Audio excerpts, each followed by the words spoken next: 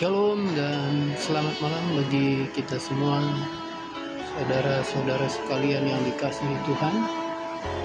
Hari ini seluruh umat manusia sedang merayakan Natal.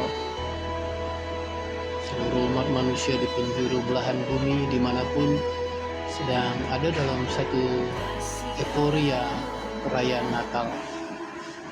Saya mau membagikan satu kebenaran firman Tuhan untuk memaknai Natal kita pada tahun ini.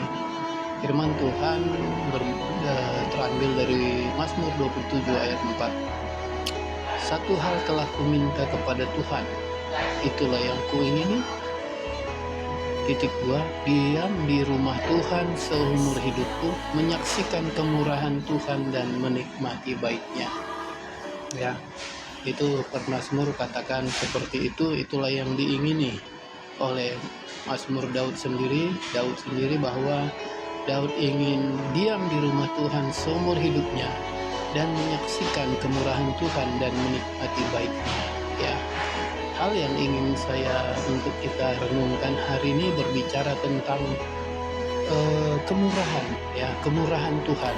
Ya, ada banyak versi bicara tentang kemurahan dalam pengertian pemahaman kita.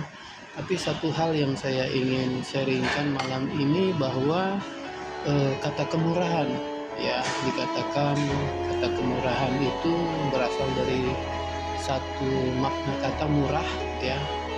Artinya murah itu bisa dikatakan tidak mahal, ya. Murah itu bisa dikatakan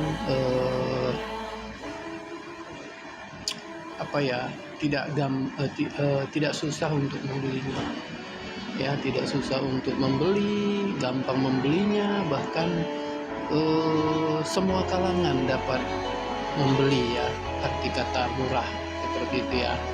Dia tidak mahal. Kalau arti kata mahal itu biasanya bahwa dia susah untuk dibeli oleh golongan-golongan tertentu. Mungkin kata mahal itu hanya golongan-golongan tertentu yang dapat membelinya, seperti orang-orang yang banyak uang dan yang lainnya, seperti itu, ya. Jadi kata murah itu kata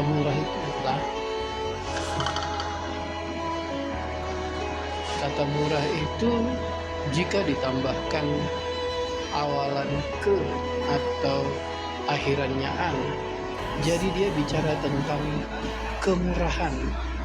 Kemurahan itu bisa kita definisikan bahwa dia harga sesuatu itu di bawah rata-rata, ya, di bawah harga wajar, ya.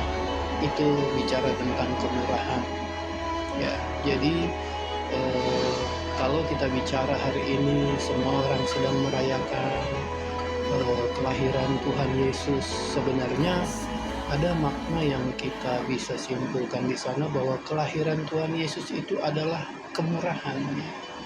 Kemurahan itu bicara tentang satu hal yang di bawah standar manusia.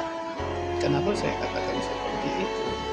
Ya, kelahiran Tuhan Yesus di satu kandang domba, ya, yang bau, yang kotor, ya. Dan kalau kita bawa sekarang ada banyak orang yang lahir mungkin bukan di kandang domba, ya, tidak ada di kandang domba, yang mungkin di rumah sakit atau di rumah di atas kasur. Tapi bicara tentang kemurahan yang dilakukan Tuhan Yesus adalah bicara tentang kemurahan yang dia lahir di tempat yang tidak mahal dan sangat murah, di tempat yang hina, di tempat yang bau. Bahkan bicara tentang kemurahan Tuhan Yesus dari semenjak dia lahir sampai mati di Kalvari, semuanya bicara tentang bagaimana Tuhan Yesus sepertinya tidak ada harganya, ya. Bagaimana Tuhan Yesus dalam perjalanan hidupnya tidak ada nilainya, ya. Sepanjang perjalanan hidupnya dia dihina, ya, dicaci maki, ya, dia ditolak, ya, dia bahkan tidak diterima di kalangan keluarganya sendiri. bahkan sampai kepada kematiannya di kayu salib pun, ya sedemikian rupa dia diperlakukan, dan dia menerima semuanya itu oleh karena mengasihi kita. Ya, kenapa sedemikian rupa dia mau dipandang hina? Ya, kenapa sedemikian rupa dia mau menjalani hidup yang hina? Karena begitu besar kasihnya pada manusia. Karena dia melihat dalam perjalanan hidup yang dihidupinya, ada satu gambaran yang terpampang bahwa manusia sedang ada dalam satu perjalanan menuju ke neraka. Manusia ada dalam satu perjalanan menuju hidup yang sia-sia, yang tidak berguna, yang akhirnya akan binasa. Oleh karena kasihnya yang begitu besar kepada kita, oleh karena kasihnya yang begitu besar kepada manusia, sehingga Tuhan Yesus itu mau mengambil sesuatu bentuk dalam bentuk kemurahan, gitu ya. Kemurahan itu sebenarnya tidak ada harganya.